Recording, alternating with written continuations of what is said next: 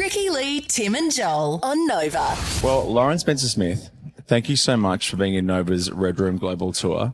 And the beauty of these gigs, right? Like you get fans for life, and we find someone that we just like. We had this insane connection with you in a tiny little room somewhere in LA. It was remarkable. I'm blown away. These two are the musician and music expert of the show. I don't know a whole heap about music, and I think I've met my new favourite artist. Yes. That is so nice. I'm blown away. I'm honored. Oh my God. The amount of nights I've laid in the dark, because I love a good long scroll before I go to sleep. Yeah. And the amount of times I've just laid with tears rolling down my face, listening to you sing. Your voice is just, I can't say it enough to you. And I know that you would hear it all the time. And I also know it's nice to hear someone appreciate what you do. But thank you so much. That is so really sweet. cool. Oh But my God. I said this to you when you did the Red Room though. Like, what came first? Because your lyrics are insane and your voice is insane, and both insanes in a good way, by the way. Yeah. Were you writing first? Were you singing in the shower first? Like, what happened first where you thought there was something I could share with everybody else? Honestly, I was singing first. Like I would say I feel like I only became a good songwriter, I guess you could say,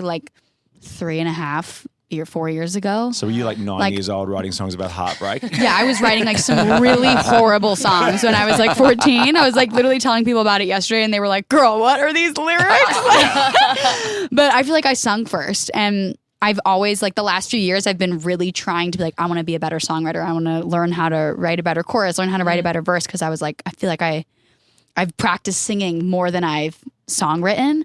So I think singing came first for me. I grew up in the 80s and 90s where it was 3 words in every pop song. It was repeat. Yeah. Now you are Taylor and Gracie and yourself. You're writing these stories that we are crafting I'm a these 43-year-old lyrics. father of 3 that can connect with you. It's crazy. I love that. I'm so blessed to be in the era of songwriters. I feel so inspired by everybody. When someone finds a new metaphor to say something, I'm oh my goodness. Paul Yes. McCartney used to say that 5% of every song is lyrics, which obviously I think is completely false now.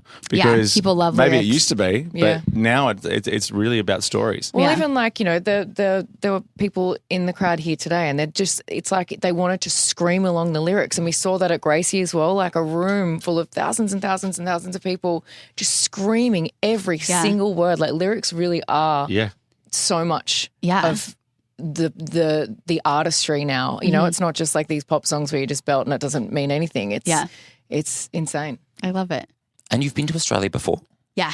But is it your first time to Perth, I Yes, believe? it's my first time to Perth. I'm from Perth. Oh my God, really? Yes, you're playing the Astor Theatre. My friend, you know Blake Rose?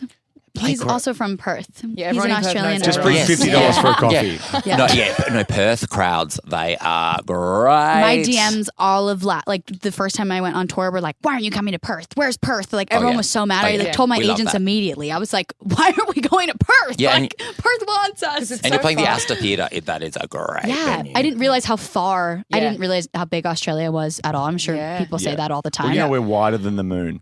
Yeah, it's a So that's a little really fun big fact for country. you. I Yeah. had literally no idea Australia's at all. wider than the moon. Well, That's crazy. Perth is the most isolated city in the world, Wow. and also the shark attack capital of the world. So, yeah. there's Hate some fun that. trivia. Don't go to me. Hate that. You guys have so many dangerous animals. It's Yeah. just, I We were can't. just talking to Benny Blanco about that. He's on our show after 5 today, Yes. and he was talking about all the things that can kill you at Yes. home, which Everything. are Like, So just what the wear hell? long It's pants fine. and, I'm and sturdy terrified. shoes, and you'll be I fine. will say the spiders thing. I'm Yep. terrified of spiders. It's my least favorite animal and bug, and I didn't really see any. I think when you're in the city, it's not as. What do you have in Canada? $100 it's bucks, not you won't as see one. bad. Yeah, we have bears and cougars. bears Yeah, and absolutely. And honestly, I'm not scared of those. yeah, I could yeah. see a bear in my yard. I'm oh, it's fine. Hey, bear. A magpie in a tree. I'm oh. Oh, yeah, you were talking about getting chased by magpies. Yeah, attacked. Yeah, on the school bus home, I used to have to run down the street because the magpies would literally swoop at me. This is insane. But you had a strange bit of advice for people. I've never heard the mince, the beef mince. Really? Yes. An Australian person told me that. Yeah. Okay, if you so go explain back, that if you for go us. back to the magpie that swooped Yeah. you or whatever, and you hold minced beef it will. It feels excessive to me. It takes. I was gonna do it, but I was too scared. Like it gave me such a fear of birds. Yeah. But apparently, you hold it in the air, and they take it as a sign of like companionship, and they remember you forever, and like they will never forget your face. Like they have like a photographic memory. Why did my mom never teach me I've heard that? they remember you forever, or it's something, or it's like a 17 years or something. Yeah. Like it's for their whole life. I guess they only swoop you or like attack you if they like they don't like you. Like they No, I think think they're you're. shit Yeah, stirrers. they hated me. I think they're like, absolutely oh, I don't shit like you, I'm stirrers. going to do it. Or like if they Yeah. have babies, they think you're like, you know, so if you bring the beef, I It's guess like, it dude, we're means not going like, to steal your nest. I'm just walking through the park. yeah, I'm like literally relax. just on a run trying to train for a half marathon and now I have to Yeah. stay in my house for days. Yes, I'm just trying to get summer body ready. Please leave me Seriously, alone. I'm like hot girl summer. You sung a song about body image, Yeah. which really I was tearing up because I am very I cop a lot online. People go, don't read it. Of course, I read it. Yeah. And one of your lyrics, hate being hungry when I go to sleep. I mean, I can I will completely cry. relate. I can completely relate. I hate because that. people message me as if I don't own scales or a mirror. Yeah. I'm like, yeah, I'm aware. Yeah. I'm aware. Things have changed. So It's that also was nobody's incredible. business what you look like. Yeah. It really isn't. I also feel like there's this, I wrote it with like two people who I love so much and like they, you know, relate to it as well.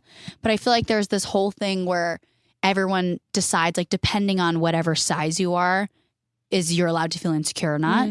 And I feel like there's like this big message that I want to get across that I'm like, even because like just because somebody's small doesn't mean they're not trying every single day to stay small and like having so much anxiety about what they eat. Like no matter what shape or size you are, like disordered eating is all over. It's not just one image at like one far end of the scale or the other far end of the scale. Like everyone I know has like grown up with some type of like disordered eating or like body image, you know, issues. And I just felt like now, especially I have a 12-year-old daughter and all it is about comparison. So she's online and totally. she's on YouTube and she has artists like you and one of her favorites is Billie Eilish, like I love incredible Billie. people to look up to. But then there's also this awful comparison that constantly happens. It's a tough world. Yeah. And like I grew up in the era of like watching, you know, like the Britney Spears and Yeah. Christina Aguilera's and like these unattainable looks that's what I wanted to be like when Yeah. I wanted to grow up and be a pop star and that's what I wanted to be like, but I was never going to look like that. Yeah.